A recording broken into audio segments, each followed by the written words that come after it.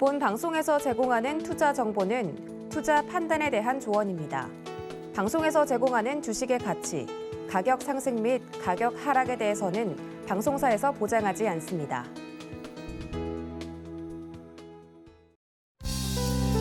시청자 여러분 안녕하십니까? 최은정입니다.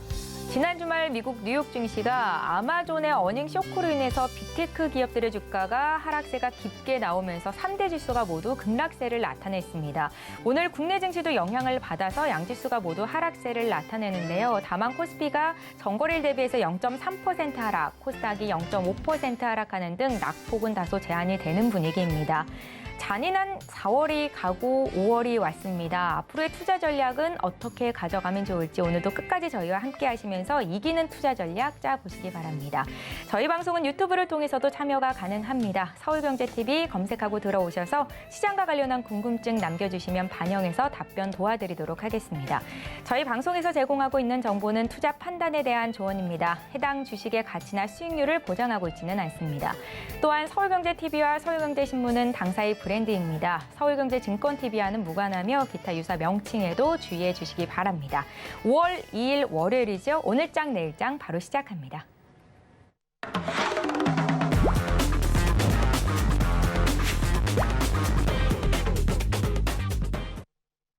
네, 이 시각 보도본부 시간입니다. 오늘은 장민성 기자와 함께합니다. 기사님 어서 오세요. 안녕하세요. 네, 오늘 어떤 헤드라인 들고 오셨는지 화면으로 함께 만나보시죠.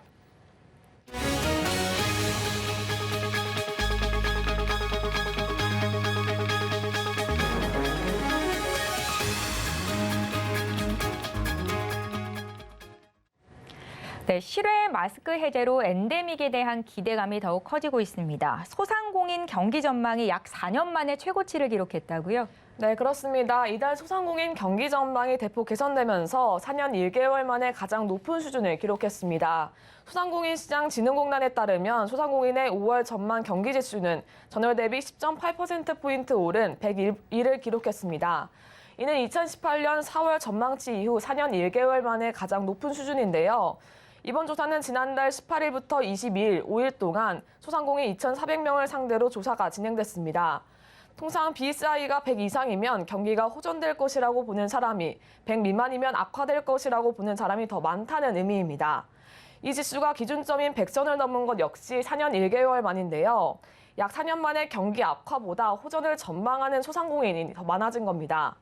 경기 호전을 전망한 이유로는 역시 거리두기 및 영업시간 제한 완화 영향이라는 응답이 가장 많았고요. 이어 날씨가 따뜻해져서 나들이객 증가, 유동인구수 증가 예상, 어린이날, 어버이날 등 가정의 날이라서의 순위였습니다. 네, 전통시장의 경기 역시 짚고 넘어갈 필요가 있을 것 같은데요. 전통시장의 5월 전망은 어떻습니까? 네, 체감 경기는 지난달 기준인데요. 체감 경기 역시 대폭 개선된 것으로 나타났습니다. 네. 소상공인의 4월 체감 BSI는 76.4로 전월보다 22포인트 급등하며 2020년 11월 이후 1년 5개월 만에 가장 높은 수준을 기록했습니다. 전통시장의 4월 체감 BSI는 68.6으로 전월 대비 28.3포인트 상승했습니다. 한편 전통시장의 이달 경기 전망도 뱃선을 돌파했는데요. 전통시장 경기 전망 지수는 전월 대비 12.9포인트 상승한 101을 기록했습니다. 이는 2020년 6월 이후 1년 11개월 만에 최고치입니다. 네, 다음 이슈로 넘어가 보겠습니다. 최근 외국계 투자사의 국내 대기업 투자 흐름에 변화가 감지되기 시작됐다고 하는데요. 어떻게 긍정적인 흐름일까요? 네, 그렇습니다. 최근 5년간 외국계 자산운용사나 사모펀드가 5% 이상 지분을 보유한 국내 대기업 수는 감소했지만 투자 금액은 늘어난 것으로 나타났습니다. 기업분석연구소 리더스 인덱스가 국내 매출 상위 500대 기업을 대상으로 5% 이상 지분을 보유한 외국계 투자사 투자 현황을 분석한 결과 투자 수는 2017년 말 80개 기업에서 작년 말 53개 기업으로 33% 줄어든 것으로 나타났습니다. 반면 외국계 투자사의 투자 금액은 이 기간 37조 2,800억 원에서 50조 8,300억 원으로 36.4% 증가했습니다. 지분 현황은 사업 보고서 기준이며 주식 평가액은 사업 보고서 제출일을 기준으로 분석한 수치입니다. 네, 그렇다면 외국계 투자사들이 어느 기업, 어느 업종으로 좀 매수를 하고 있는지 투자하는지도 눈여겨볼 필요가 있을 것 같은데요. 어떻습니까? 네, 외국계 투자사가 가장 선호한 업종은 정보통신 서비스와 게임 업종으로 5% 이상 지분 보유 기업은 9개였습니다. 세계적 자산운용사 블랙록이 네이버 지분 5%를 보유 중이며 사우디아라비아의 국부펀드 퍼블릭 인베스트먼트 펀드가 올해 들어 NC소프트의 지분 9.3%를 보유하고 있습니다. 텐센트는 자회사인 한리버 인베스트 홀딩스를 통해 넷마블 지분 17.52%를 보유 중이며 맥시모를 통해 카카오 지분 5.92%를 각각 보유하고 있는데요.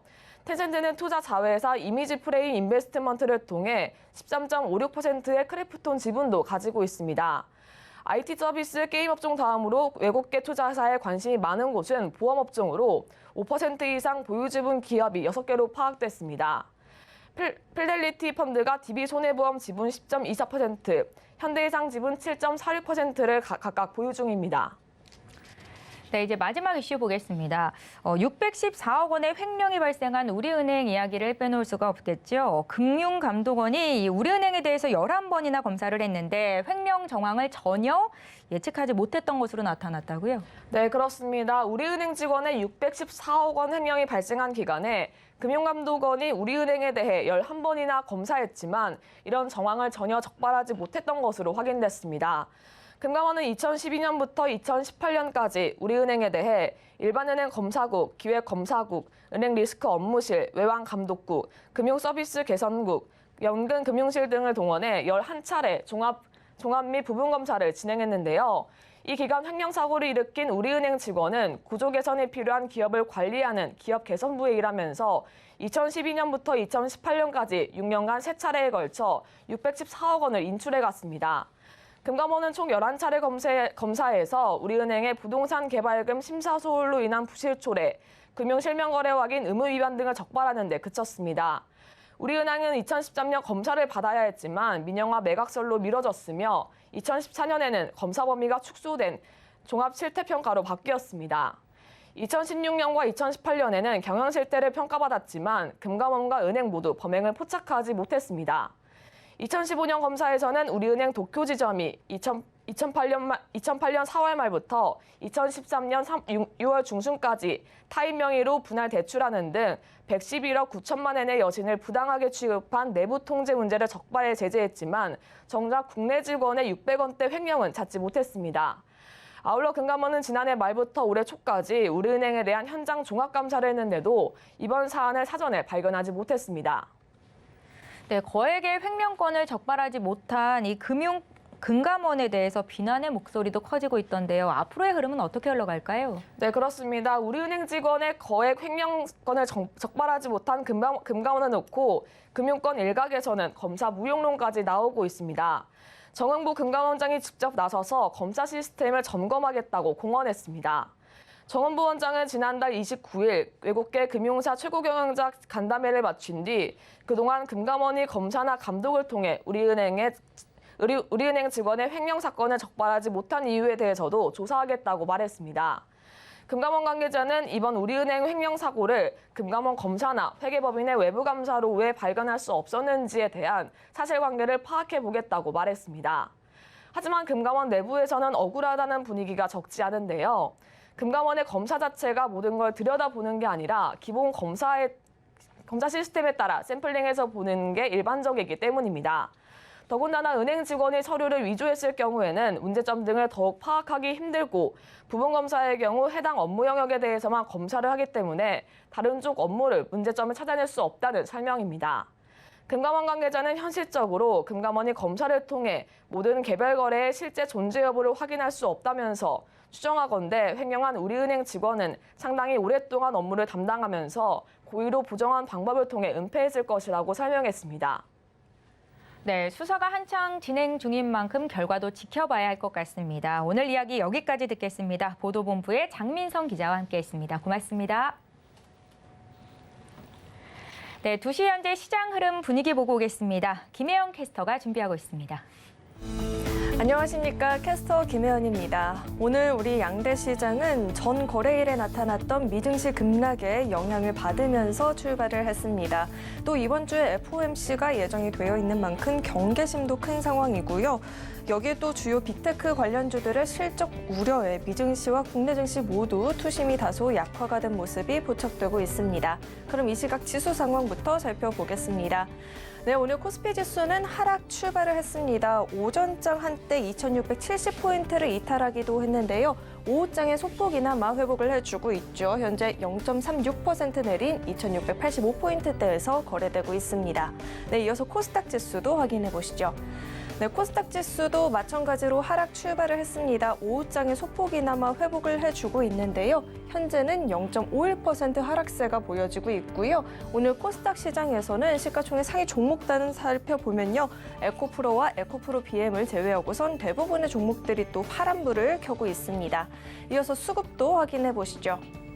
네, 외국인과 기관이 오늘 장 초반 매수 우위를 보였는데요. 장중에 매도로 전환을 했습니다. 전환 이후엔 매도폭도 키워나가고 있죠. 기관은 현재 1,527억 원, 외국인은 882억 원 매도 우위가 보여지고 있습니다.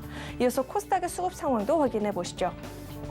외국인이 9거래일 연속 매도 우위를 보이고 있습니다. 현재 328억 원 매도하고 있고요. 기관은 1,348억 원 매도 우위 보여지고 있습니다. 이어서 오늘장 상승하는 업종 테마도 살펴보겠습니다. 네, 우주항공 관련주들이 장 초반부터 동반 강세가 보여지고 있습니다. 안철수 위원장이 전일 차기 정부는 미래 먹거리 사업으로 우주산업을 꼽았다라고 이야기를 했죠. 관련 사업을 집중적으로 육성하고 또 최우선의 국정과제로 삼겠다라고 이야기를 했는데요. 이뿐만 아니라 관련 기업들의 연구자들을 모아서 윤석열 당선인의 당초 공약이었던 우주사업 클러스터에 대해서 논의하기도 했습니다. 이 같은 소식이 오늘 52주 신고가를 새롭게 경신하는 종목들도 있었고요. 또 한국항공우주는 콜롬비아에 1,600억 원 규모의 훈련기 수출 계약이 사실상 확정이 됐다는 이야기가 나오면서 또 상승폭을 키워나가주고 있습니다. 한국항공우주는 현재 5.7% 강세 보여지고 있고요. 퍼스트는 7%가 넘는 상승폭을 가져가고 있습니다. 캔코와 에어로스페이스는 현재 14% 급등이 보여지고 있습니다. 이어서 하락하는 업종 테마도 살펴보겠습니다. 네, 반도체 관련주들이 낙폭 보여지고 있죠. 4월 한 달간 글로벌 반도체 관련주들의 주가는 부진한 모습이었습니다. 최근 한 달 미국 반도체 지수를 추종하는 ETF에 투자를 했던 국내 투자자들의 매수 규모는 1조 6천억 원이었는데요. 일부 종목들은 한 달 새 40%가 넘게 빠지는 등 현재 그 손실 규모가 굉장히 크다라고 합니다. 한 달 새 필라델피아 반도체 지수는 14% 가까운 하락이 나타났고요. 인텔은 2분기 전망을 하향 조정하게 되면서 전일 7%의 낙폭 나타났습니다. 인플레이션에 대한 우려와 또 금리 인상 그리고 중국의 도시 봉쇄령 등의 성장주에 대한 투심이 얼어붙은 것이 주가에 영향을 주고 있다라고 합니다. 현재 첨보는 3% 가까운 낙폭 보여지고 있고요. 해성 DS도 2.25%, 테크잉도 현재 2.72%의 하락세가 보여지고 있습니다. 이어서 증시 탑10 화면으로 확인해 보시죠. 네, 삼성전자는 기업 전용 5G 특화망 전용 장비를 출시한다라고 하죠. 이은 5G 시장 공략에 가속도를 내는 모습입니다. 다만 주가는 오늘 소폭의 하락세가 보여지고 있고요. 오늘 카카오와 네이버는 동반 약세가 나타나고 있습니다. 전일 미증시에서 기술주들의 낙폭이 짙게 나타나게 되면서 영향을 받고 있는 모습 포착되고 있습니다. 이어서 서울경제가 뽑은 특징주도 확인해 보시죠. 네, 카카오페이가 이달 7,600만 주 보호 예수 물량 해제를 앞두고 오늘 신저가를 기록을 했습니다. 일동제약은 개발 중인 코로나19 치료제 효과가 위약군에 비해 90% 감소했다라는 소식에 급등 나타나고 있고요. DYD는 종합검사업 면허를 취득했다라는 소식에 주가 강세 보여지고 있습니다. 그럼 먼저 HMM부터 살펴보도록 하겠습니다. 네, 글로벌 해운 운임이 15주 연속 하락세를 기록하고 있습니다. 중국 도시 봉쇄령의 영향을 받고 있는데요. 그럼에도 불구하고 HMM의 자산 총액이 48위에서 25위로 급등을 했다라고 합니다. 1분기 실적 역시나 견조할 것이라고 전망이 되면서 현재 1.76%의 오름폭을 기록해주고 있습니다. 네, 이어서 살펴볼 종목은 PCL이 있습니다. 네, 장 초반 25%대의 급등이 보여지기도 했던 종목이죠. 타액으로 코로나19 확진 여부를 결정하는 자가검사 키트를 국내에서 처음으로 또 품목 허가를 받았다라는 소식에 급등 보여지고 있습니다. 현재 10%의 강세가 보여지고 있고요. 29,950원에서 거래되고 있습니다. 마지막으로 살펴볼 종목은 골프존이 있습니다. 네, 1분기 호실적 달성을 했습니다. 매출액이 전년 동기 대비 65% 증가했다라고 하고요. 영업이익은 78%가량 늘었다라고 합니다. 최근에 MZ세대에서 골프 이용자들이 늘어나게 되면서 영향을 받고 있고요. 또 계절적 성수기에 돌입하고 있어서 전망이 굉장히 긍정적이다라는 이야기가 나오고 있습니다. 현재 5.59% 오른 17만 1,900원에서 거래되고 있습니다. 지금까지 증시탑10 확인해 봤습니다.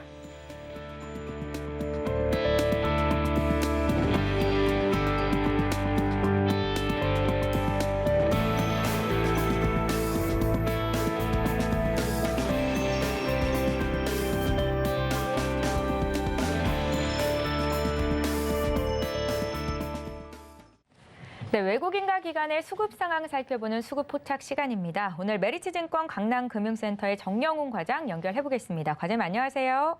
네, 안녕하세요. 네, 5월의 첫 거래일입니다. 오늘도 외국인과 기관은 이제 종합적으로 보면 주식을 좀 팔고 있다라고 분석이 되고 있는데요. 앞서서 저희 수급 상황 봤고요. 오늘 눈에 띄는 특징주 흐름 어떻습니까? 네, 우선 오늘도 역시나 외국인과 기관 투자자들이 지금 완성차, 국내 이제 자동차주 쪽으로 순매수세가 좀 유입되고 있는 것이 특징적이다라고 볼 수가 있겠는데요. 오늘 외국인 투자자들은 코스피 시장에서 지금 기아를 순매수를 하고 있고요. 기관 투자자들은 현재 코스피 시장에서 현대차를 순매수하고 있습니다. 아시다시피 국내 완성차 기업들 같은 경우에는 지난 1분기 실적 발표 이후에 일단 실적 개선과 더불어서 글로벌 전기차 시장의 시장 점유율 반등에 대한 좀 기대감 이러한 부분이 좀 부각이 되면서 향후 이제 주가 멀티플 상승에 대한 기대감이 높아지고 있는 상황인데요. 그로 인해서 최근 수급 동향을 보게 되면 완성차주 중심으로 외국인과 기관의 수급이 꾸준하게 유입이 되면서 주가가 좀 상승하고 있는 것으로 보여지고 있습니다. 또한 오늘 같은 경우에 또 한국 항공우주가 오늘 강세 흐름을 띠고 있는데 오늘 외국인과 기관의 동반 순매수세가 좀 유입이 되면서 오늘 강세 흐름을 띠고 있습니다. 지금 정부가 우주산업 정책 추진에 대한 좀 기대감이 좀 높아지면서 오늘 시장에서 좀 주목을 받고 있는 상황인데요. 지금 현재 안철수 대통령직 인수위원회 위원장이 한국항공우주를 방문해서 새 정부가 미래 먹거리로 우주 산업을 집중적으로 육성하겠다라고 밝히면서 오늘 시장에서 좀 주목을 받고 있는 상황이고요. 여기에 또 추가적으로 한미 상호 국방 조달 협정 체결을 적극 정부가 추진할 계획으로 전해지면서 관련해서 또 수혜주로 부각이 되면서 오늘 강세 흐름을 띠고 있다. 볼 수가 있겠습니다. 그리고 마지막으로 오늘 골프존이 주가가 오늘 크게 좀 상승을 하고 있는 상황인데요. 골프존 같은 경우에는 지금 1분기 어닝 서프라이즈를 기록을 하면서 역시나 실적주로 좀 주목을 받으면서 오늘 외국인 투자자들의 순매수가 유입이 되면서 강세 흐름을 띠고 있다라고 볼 수가 있겠습니다. 골프존 같은 경우에는 지금 가맹점 출점이 대폭 증가하면서 1분기 창사 이래 최대 실적을 달성을 했고요. 여기에 또 2분기 같은 경우에 이제 본격적으로 사회적 거리두기가 해제가 되면서 라운드 수출 매출이 역대 최대치를 기록할 것으로 전망이 되면서 오늘 주가가 좀 강세 흐름을 띠고 있다라고 볼 수가 있겠습니다. 네, 현대기아차, 한국항공우주 또 여기에 골프존까지 오늘 외국인과 기관의 매수가 좀 집중되는 종목들 특징주 살펴주셨습니다. 과장님께서 포착한 특징주는요? 네, 이 중에서 최근에 계속해서 꾸준히 외국인과 기관의 순매수세가 유입이 되고 있는 기아를 주목해보면 좋지 않을까 싶은데요. 기아 같은 경우에는 지금 1분기 영업이익이 1조 6,100억 원을 기록을 하면서 시장 컨센서스인 1조 2천억대를 훌쩍 뛰어넘는 어닝 서프라이즈를 기록을 했습니다. 지금 ASP 상승과 함께 인센티브 축소와 또 환율 효과가 이어지면서 시장 컨센서스를 큰 폭으로 상회를 했다라고 볼 수가 있겠는데요. 이러한 흐름이 지금 2분기에도 계속해서 지금 이어가고 있는 상황이기 때문에 지금 2분기에도 큰 폭의 실적 개선세가 이어질 것으로 그렇게 보여지고 있습니다.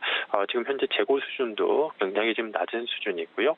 그렇기 때문에 이러한 이 영업이익 개선세가 당분간은 꾸준하게 이어질 것으로 보여지고 있고요. 만일에 하반기부터 또 반도체 쇼티지 이슈가 완화가 된다라고 한다면 추가적인 그러한 실적 개선에 대한 기대감도 높아질 것으로 기대가 되고 있습니다. 여기에 지금 현재 주가 수준이 PR 한 5배 정도 수준에 지금 불과한 상황이기 때문에 여전히 지금 저평가 매력이 높다는 점에서 향후 글로벌 전기차 마켓시어가 좀 전기차 시장의 마켓시어가 반등을 한다라고 한다면 추가적인 주가 멀티플 상승도 기대해 볼 수 있지 않을까 그렇게 보고 있습니다.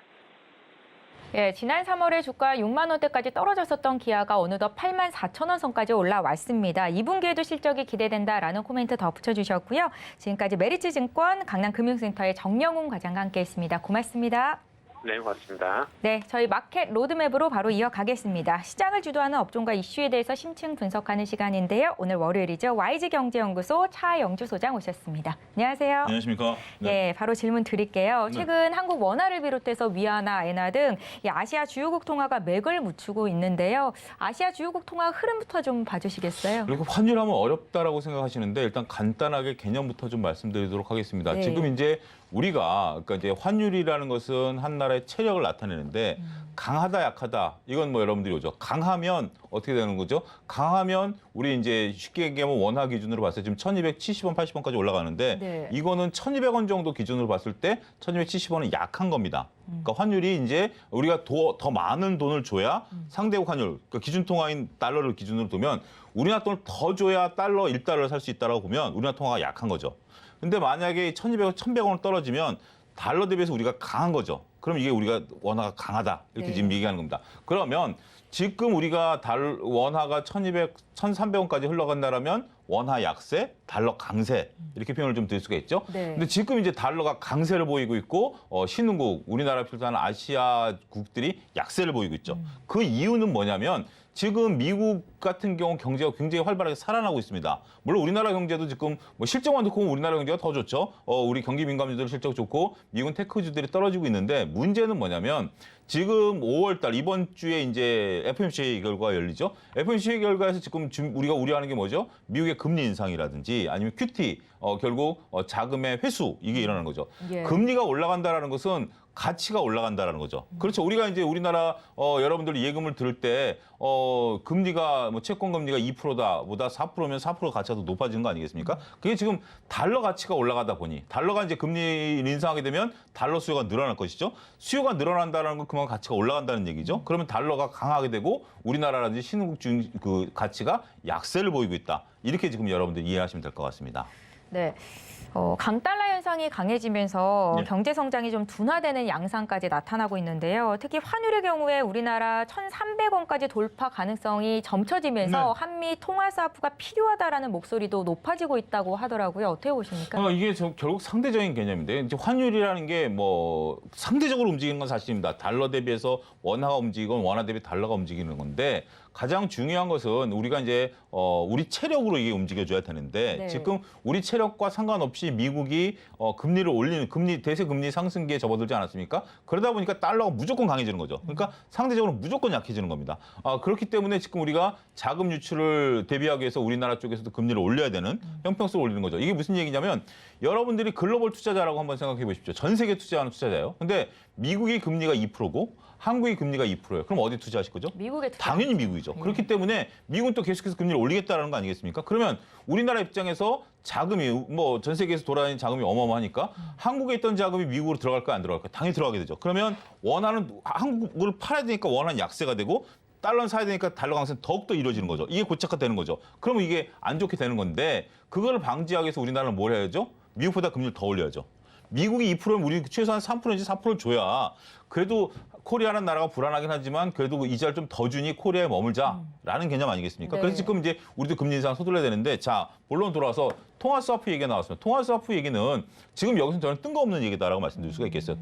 통화 스와프라는 것은 우리가 이제 서로 간에 조건을 통해서 그 자금을 주고받도록 미리 계약을 내놓는 거예요. 쉽게 얘기하면 우리가 뭐 직장인들 대부분이 갖고 계시는 마이너스 통장 개념이다라고 보는 겁니다. 네. 당장 빼서 쓸 수도 있고 영원히 안 빼서 쓸 수도 있죠. 근데 우리가 마이너스 통장을 개설하는 이유는 갑작스럽게 뭔가 현금 수요가 생겼을 때 현금 서비스를 받자니 규모가 좀 너무 크지가 않고 그다음에 뭐 카드론이라든지 이런 것들은 금리가 높고 하니 지금 내 신용도를 바탕으로 해서 일정 규모의 마이너스 통장을 개설해 놨다가 필요하면 쓰자라는 거죠. 네. 지금 이제 통화스와프 얘기라는 건 그죠. 우리가 지금 일시에 지금 미국의 달러가 강세를 보이다 보니 우리 자금들이 미국 쪽으로 가게 되면 우리가 지금 외환보유고가 거덜날 날 수도 있지 않겠는가 이런 개념인데 우리 외환보유고는 지금 전 세계에서 5손가락에 들 정도로 높습니다. 물론 IMF 때 악몽이 아직까지 그 이후에 이제 개선된 건데 IMF 때는 우리가 정말 달러가 없었어요. 달러가 없었기 때문에 IMF가 달러를 우리 제공해주고 그것 때문에 우리나라 경제가 수많은 구조조정을 겪었던 거 아니겠습니까? 네. 이런 얘기인데 통화스와프 얘기는 저는 좀 뜬금없는 얘기다. 지금 우리나라 같은 경우는 지금 남아도는 외환 때문에 좀 문제고 더군다나 여러분들 조선업종이 지금 이익이 나든 안 나든 수주를 받아오고 있다는 것은 달러가 계속 들어오고 있다는 얘기예요. 그렇잖아요. 수주하면 계약금 네. 들어오면 그 달러로 주지 원화로 주는 거 아니지 않습니까? 계속해서 한쪽에 돈을 벌어들이고 삼성전자 같은 경우 지금 뭐 주가는 저렇게 한다 하더라도 막대한 이익을 보여두고 반도체 팔고 다 달러가 들어오고 있는 거 아니겠습니까? 그런 부분들 보면 통화스와프 얘기는 좀 뜬금없다. 저는 좀 그렇게 말씀드리고 싶습니다. 엔화를 좀 볼게요. 엔화 예. 역시 지금 20년 만에 130엔선을 돌파하면서 비상인데 엔화가 네. 안전자산인 시대는 끝났다라는 분석도 있더라고요. 여기에 대한 배경은 어디 있겠습니까? 그러니까 아시아 지역 내에서 우리가 이제 엔화는 거의 달러 취급을 받았어요. 달러 취급을 받아서 우리가 이제 안전자산 취급을 받 예. 달러 취급을 받았다라는 것은 안전자산 취급을 받았죠. 여러분들 같은 아시아라고 우리 옆에 있다고 같이 취급해서는 안 됩니다. 경제에 있어서 우리가 지금 뭐 외국인 투자자들을 볼 때 일본은 선진국 지수에 편입돼 있고요. 우리랑 중국은 신흥국 지수에 편입돼 있어. 결이 다릅니다. 네. 같은 결이 아니고 그러다 보니 신흥국이 불안할 때는 선진국 쪽으로 자금이 몰리다 보니까 안전자산인 달러와 엔화로 몰리게 되는데 지금 엔화로 몰리는 현상이 없어요. 엔화 똑같이 약세예요. 그러다 보니까 우리가 이제 원래 엔화가 강세고 우리가 약세면 우리나라 수출 기업들이 좋아요. 무슨 얘기인 거 아니? 똑같은 1,000만 원에 팔던 것이 우리가 약세니까 좀 더 돈을 더 받을 수 있고 이쪽은 강하니까 돈을 못 받는 거죠. 근데 똑같이 약세이다 보니까 지금 우리나라 그랜저나 미국의 어떤 도요타 자동차가 가격 경쟁이 똑같아져 버린 거예요. 그러니까 우리 수출 맞부딪히는 수출이 안 되는 뭐 이런 현상인데 거기까지 모르신다 하더라도 일단 엔화도 약세예요. 뭐 보통 우리가 달러 강세, 엔화 강세, 원화 약세여야 되는데 달러 강세, 원화 약세, 엔화 약세가 벌어지고 있어요. 그러다 보니까 무슨 일이냐? 이건 굉장히 이례적인 현상이거든요. 보니까 일본 경제가 속된 말로 개판 5분전이다 지금. 굉장히 어렵다. 지금 이제 잃어버린 30년 이후에도 일본이 지금 성장을 멈추고 있고 네. 이런 것들이 더욱더 지금 뭐 악화일로를 겪고 있고 이런 모습들이 보이다 보니까 지금 이제 이렇게 정리를 해드리겠습니다. 미국은 금리 인상과 QT를 통해서 그리고 경기가 살아있기 때문에 달러 강세. 우리나라 같은 경우는 경기는 살아있습니다만 워낙 달러와 연동되어 있는 것이 크기 때문에 원화 약세. 하지만 일본은 스스로 경제가 안 좋아서 엔화 약세. 이렇게 정리해 줄 수가 있겠습니다. 그러니까 이례적으로 최근에 엔화 가격이 굉장히 많이 하락하면서 네. 엔화 예금에 주목을 하자라는 투자자분들도 좀 계시더라고요. 네. 여기에 대한 생각에는 동조하십니까? 저는 이거는 뭐 좀 속된 말로 제 영역은 아닌 것 같아요. 무슨 얘기인고 하니 네. 지금 이제 이것을 하기 위해서는 이 환 돌아가는 걸 잘 읽어야 되는 게 첫 번째. 그 다음에 규모에 돈이 좀 있어야 돼요. 최소한 몇십억 정도 돼 있는 상태에서 이쪽에 포트폴리오 구성해야지 저처럼 뭐 몇 억, 몇 천만 원 하는 분들은 이번에 가서 저기서 치고 빠지기 할까? 그건 저는 거의 불가능하다. 더군다나 우리가 이제 환에 투자한다라는 것은 지금 여러분들 서학개미 운동 하시는 분들은 어려운 게 뭡니까? 지금 이제 뭐 애플이라든지 테슬라 실적도 봐야 되지만 환율 움직임도 봐야 돼요. 네. 환율도 지금 환율로도 깨지고 있는 상황이기 때문에 뭐 이런 부분들을 봐야 되기 때문에 지금 이런 걸 읽어내지 않는 이상 외화자 물론 이제 외화 예금이죠. 외화 예금 같은 경우는 환이랑 상관없이 지금 여러분들이 제가 알기로는 외환은행 같은 데 가서 엔화를 사겠다 하는 거죠. 수수료만 내면 되는 걸로 알고 네. 있습니다만 글쎄요. 저는 이거는 이론적으로는 가능하겠으나 현실적으로 여러분들이 몇백만 원, 몇천만 원 가지고 얼마의 이득을 보겠습니까? 따라서 이거는 정말 강남의 VIP들이 몇십억, 몇백억을 굴리는 과정에 있어서 일부 일정 포트폴리오지 일반인 투자자들이 이것을 내가 해서 예금을 들어서 수익을 보겠다? 글쎄요. 저는 노력 대비 얻는 효과는 그렇게 높지 않을 수 있다. 냉정하게 좀 말씀드릴 수가 있겠습니다. 그러면 중국 위안화 가치가 이렇게 하락하고 있는 배경 그리고 그 심각성은 어느 정도라고 보세요? 이건 중국은 상당히 조금 더 셈법이 복잡합니다. 우리가 지금 앞서 이제 금리 인상에 대한 얘기를 해서 네. 전 세계가 금리 인상하는 거죠. 지금 이제 미국이 올리면 우리는 안 올리면 죽는 거예요. 속된 말로 안 올리면 죽어요. 미국이 올리면 우리도 따라 올려야 돼요. 지금 이제 우리나라 몇 년 전만 하더라도 미국에 대해서 우리가 이제 뭐 금리를 올려야 되는 말을 할 때 정부가 내세웠던 그 강한 이론은 하나였어요. 뭐냐? 가계부채가 너무 높다. 지금 현재 자영업자분들 정말 오늘부터 마스크를 해제하겠습니다만 정말 어려우시잖아요. 지금 뭐 영끌 하셔서 부동산 하신 분들도 이자 올라가면 어렵잖아요. 근데 지금 올릴 수밖에 없어요. 우리나라 체력으로는 못 올리지만 앞서 언급드렸다시피 미국이 올리는데 우리는 안 올려? 그럼 당연히 돈은 나가는 거예요. 그러면 우리나라 주식시장 이런 거 다 빠지는 수밖에 없는 거죠. 그렇게 올려야 되는 상황인데 자, 전 세계가 다 금리 올리는데 중국은 금리 내리고 있습니다. 유일하게. 중국은 여러분들 얼마 전에 지난주에 갑자기 밤에 지준율을 1% 내렸죠. 어마어마한 거예요. 더군다나 밤에 내렸다라는 것은 중국이 우리랑 같은 시간대에 있잖아요. 네. 근데 걔네들이 밤잠 안 자고 내렸다라는 거예요. 그렇잖아요. 야근하신 거예요. 갑자기 회사에 일이 생겨가지고 네. 모든 경제 상황이 굉장히 심각하게 그 관련 받아들이고 공무원들이 있는 거네요. 네. 야근해가지고 밤에 그냥 확 해버리니까 내일 아침 두려우니까 이런 거기 때문에 중국은 지금 상황이 심각하다. 그래서 중국 위안화 같은 경우 현재 지금 가치를 제대로 평가 못 받고 있는 상황이고 중국 경제가 이렇게 흔들린다?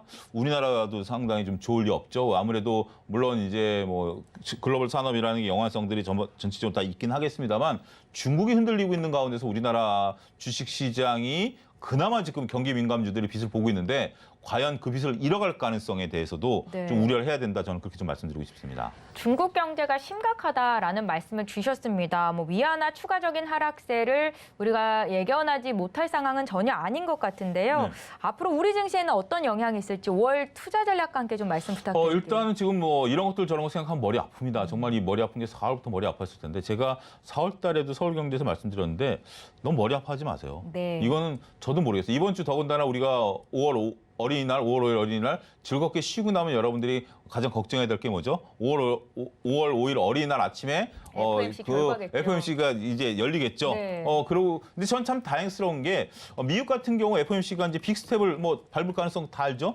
빅스텝을 밟으면 아마 그날 빠지지만 하루 정도 지나면 다시 올라오거든요. 우리는 이제 하루 정도 여유를 가졌다라는 측면에 있어서 오히려 어린이날을 겪었다는 게 다행이다라고 보는데 이런 거 저런 거 생각하고 전쟁이 언제 끝나냐? 저 모르겠습니다. 금리 어떻게 되느냐? 모르겠습니다. 뭐 예를 들어서 뭐 지금 1,300원 갈 거냐 안 가냐? 모르겠습니다. 근데 이 속에서 여러분들이 투자 아이디어를 얻으려면 정말 답 못 찾을 것 같아요. 정말 답을 찾던 포기를 하던 머리가 너무 아프던 세 가지일 텐데 저는 5월 달에 우리가 한 가지 믿을 수 있는 게 네. 여러분들 주말에 서학개미 하신 분들은 논외로 치고 국내 주식 하시는 분들도 마음 찝찝했을 거예요.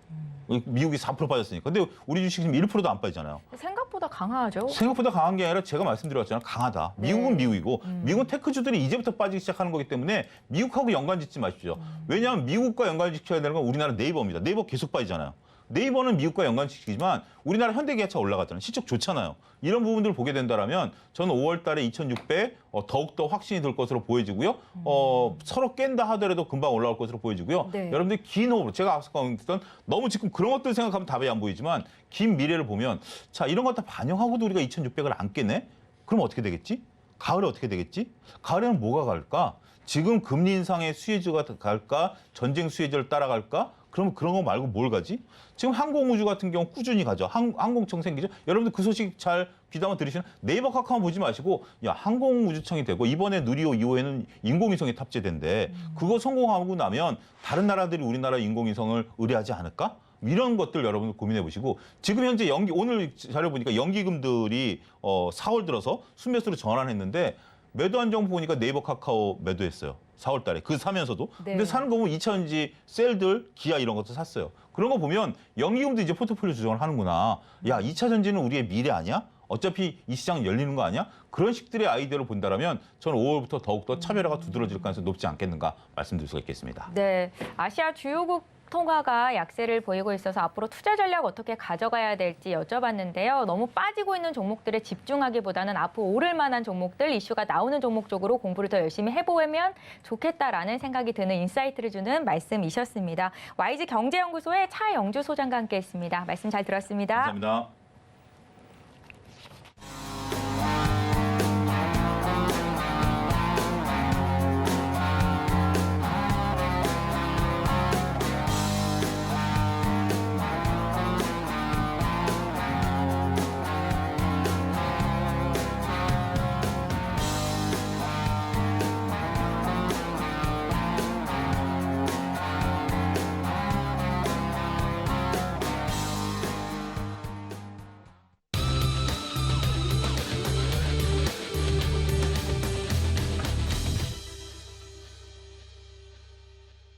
네, 증시 인사이트 시간 이어갑니다. ISS의 이지한 대표와 함께 증시 전반을 점검해 보겠습니다. 대표님 안녕하세요.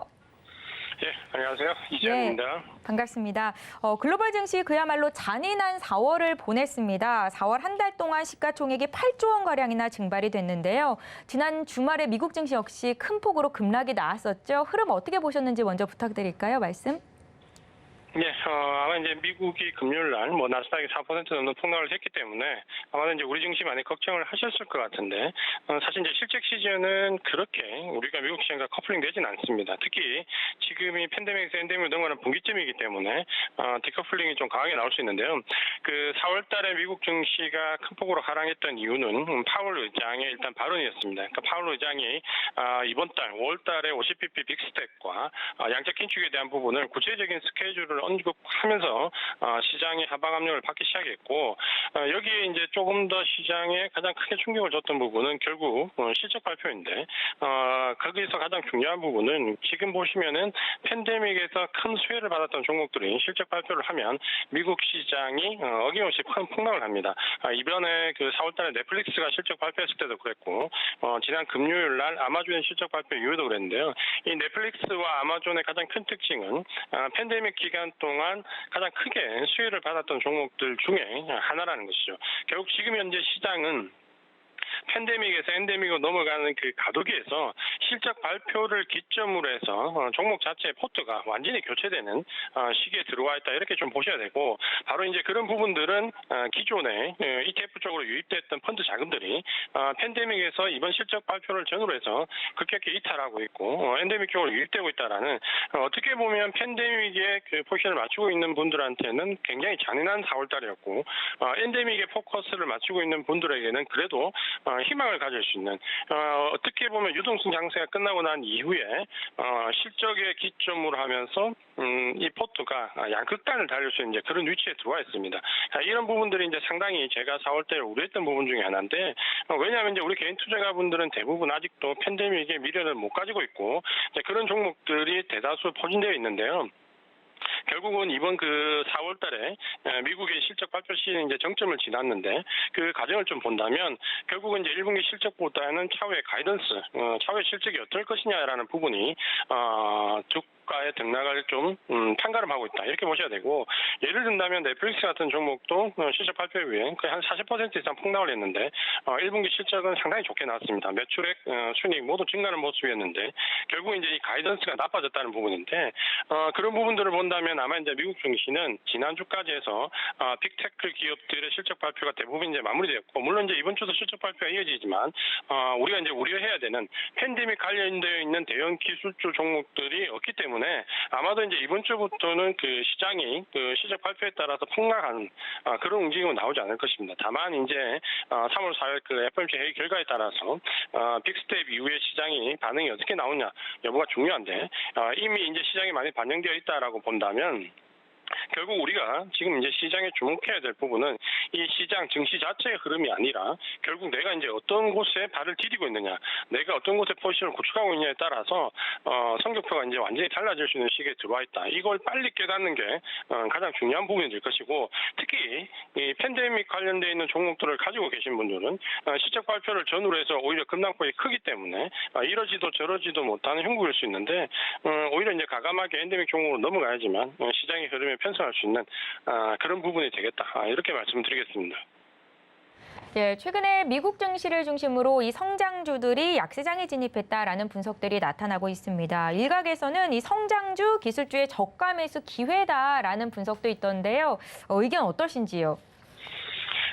이제 우리가 그 굉장히 이제 중요하게 생각해야 될 부분이 기존에 이제 우리가 그 가지고 왔던 전통적인 시각, 그 유동성 장세에서의 가치주와 실적주, 실적주는 우리가 잘 알고 있는 경기 관련돼 있는 종목들, 그리고 성장주들은 최근에 이제 한 5, 6년 전부터는 IT 종목들이 이 성장주를 대변하고 있는데 최근에 그 주가 흐름의 특징을 좀 본다면 이 성장주냐 가치주냐로 나누는 것이 상당히 위험할 수 있습니다. 그 말은 뭐냐면 결국 지금 현재 그 폭락을 하거나 혹은 지수 대비로 상당히 급등을 하고 있는 종목들의 특징을 본다면 팬데믹에 관련되어 있는 부분에서 수혜를 받았느냐, 혹은 엔데믹 관련돼서 실적이 개선되느냐, 이 두 가지가 상당히 중요하기 때문에 성장주라는 개념 자체를 놓고 보더라도 예를 든다면 오늘 보시면은 삼성전자가 최근에 굉장히 급하게 하락을 계속 이어나간 이후에 지난주 후반부터 낙폭이 시장 대비로 그렇게 크지가 않습니다. 그러니까 이 말은 뭐냐면 단순하게 성장주, IT주 이런 부분들이 아니라 이 IT 종목 내에서도 팬데믹과 좀 무관하게 실적이 괜찮았지만 이 성장주로 묶이면서 같이 밀려 내려왔던 종목들은 오히려 여기서 저점을 잡을 수 있고, 반면에 그 팬데믹에서 가장 큰 수혜를 받던 비대면 관련되어 있는 종목들, 이런 종목들 위주로는 여기서 실적 발표가 낮다고 해서 저점이 이탈된 이후에 복귀할 가능성은 상당히 없다. 이렇게 본다면 결국 우리가 지금 여기서 이제 그 시장의 주도주를 가지고 가는 시각으로 좀 들어간다면 단순하게 성장주냐 가치주냐라기보다는 팬데믹에서 수혜가 어느 정도 실적에 플러스 알파 되었느냐, 혹은 엔데믹에서 실적이 좀 개선될 여지가 있느냐, 이 두 가지 여부를 따져보면서 대응을 하시는 게 가장 중요할 것 같습니다. 그렇게 본다면 그 유동성을 바탕으로 해서 고평가되었던 일부 IT 종목들, 예를 들면 우리가 지금 가장 잘 알고 있는 비대면에서 넷플릭스와 상응하는 종목들이나, 혹은 우리가 잘 알고 있는 카카오나 네이버나 이런 종목들, 혹은 2차 전지에서 일부 관련되어 있는 소재나 부품 쪽에서 유동성을 바탕으로 비정적으로 주가가 많이 뛰었던 종목들, 일부 종목들은 여기서 이제 그 늦었다라고 생각할 때도 오히려 이제 정리를 하는 관점으로 보셔야 될 것 같고요. 그러면 지금 현재는 얼마나 빨리 팬데믹 관련되어 있는 종목들에서 탈출을 해서 엔데믹 관련된 종목으로 넘어가느냐 여부가 가장 중요할 것 같고요. 제가 그 성장주와 디변되는 종목들 중에서 팬데믹 관련된 종목들 말씀드릴 때, 우리가 그 평균적으로 팬데믹의 주기가 짧게 우리가 홍콩 독감이나 아시아 독감까지 포함하면 평균 한 60년 정도고, 좀 굵직굵직한 이번 같은 코로나19 같은 이런 팬데믹 기준으로 본다면 한 100여 년 정도를 보통 주기로 잡습니다. 그러니까 60년에서 평균 100여 년인데, 이 주기를 놓고 본다면 팬데믹 관련되어 있는 종목들이 다시 그 정도의 실적을 회복하는 데 걸리는 주기는 다음 팬데믹이 들어왔을 시기, 그렇게 따진다면 60년이나 100년 정도 지나야지만 극단적으로 보면 그 실적의 회복이 가능합니다. 그러니까 그렇게 그 비약적으로 우리가 판단할 부분은 아니지만 그만큼 종목들의 등락이 엄중하기 때문에 여기서 펀드의 유동성이 줄어든 자금에서 유입되는 자금과 이탈되는 자금이 극명하기 때문에 내 종목이 이탈되는 자금 쪽에 서 있다면 빨리 여기서 이제 그 손실을 생각하지 말고 탈출하는 게 중요하다. 이렇게 말씀을 드리겠습니다. 네, 그런가 하면 이번 주에 미국 FOMC 회의가 예정이 돼 있습니다. 자이언트 스텝도 거론이 되고 있기는 하지만 0.5%포인트 인상이 빅스텝으로 가닥이 잡히고 있는 상황인데요. 이에 따라 글로벌 5월 증시도 종목 선별이 중요할 것 같습니다. 대응 전략 어떻게 짜볼까요?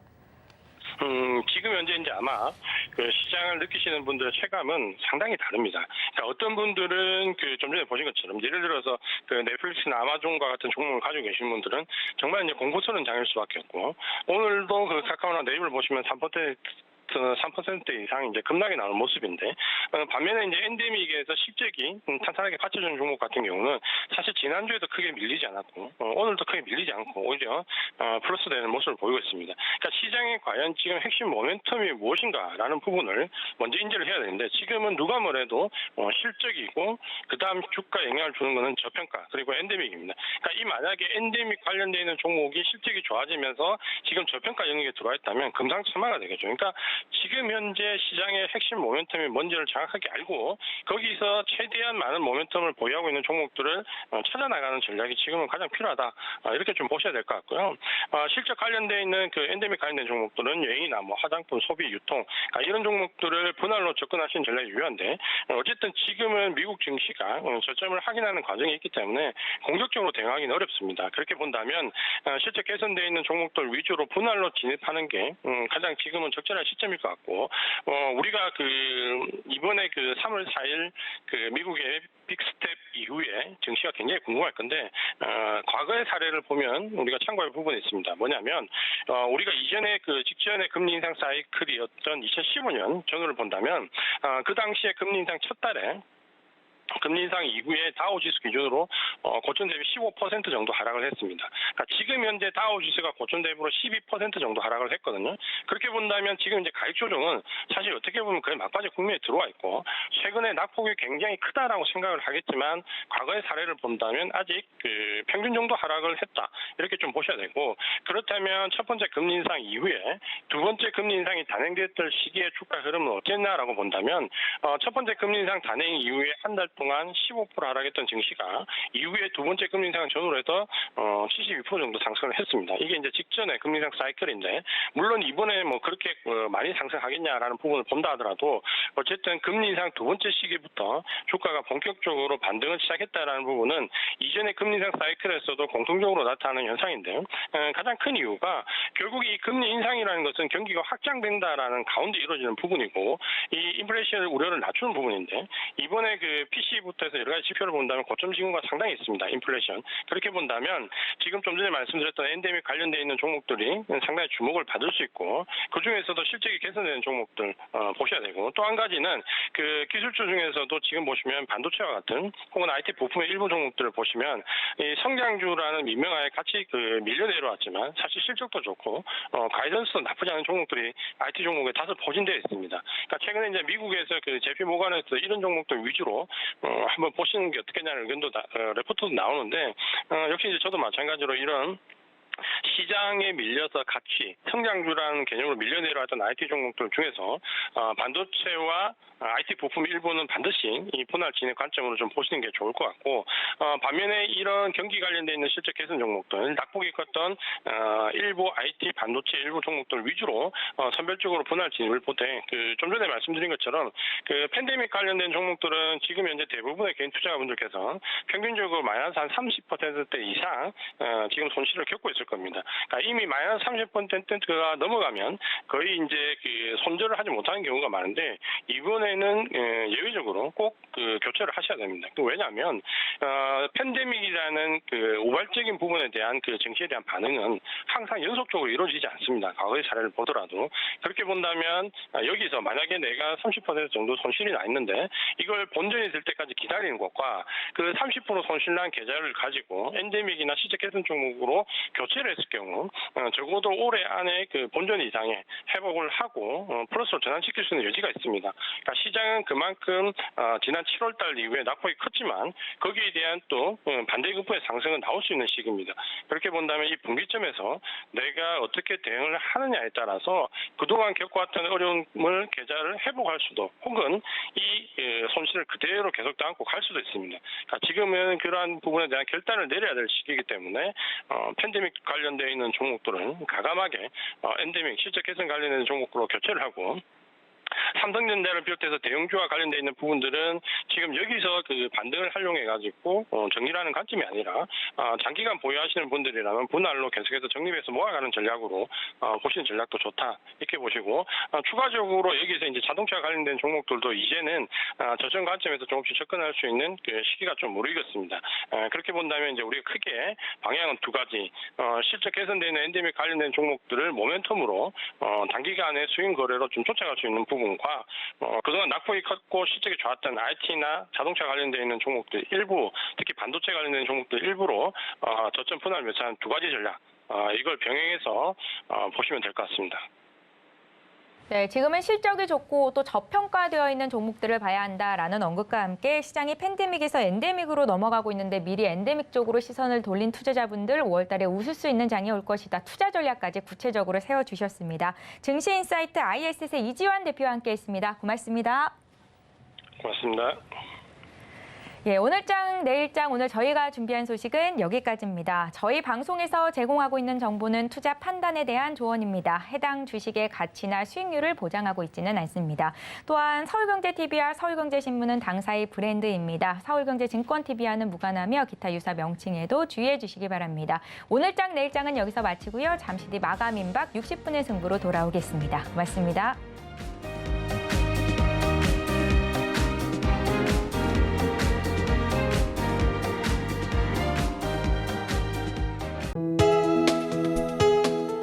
본 방송에서 제공하는 투자 정보는 투자 판단에 대한 조언입니다. 방송에서 제공하는 주식의 가치, 가격 상승 및 가격 하락에 대해서는 방송사에서 보장하지 않습니다.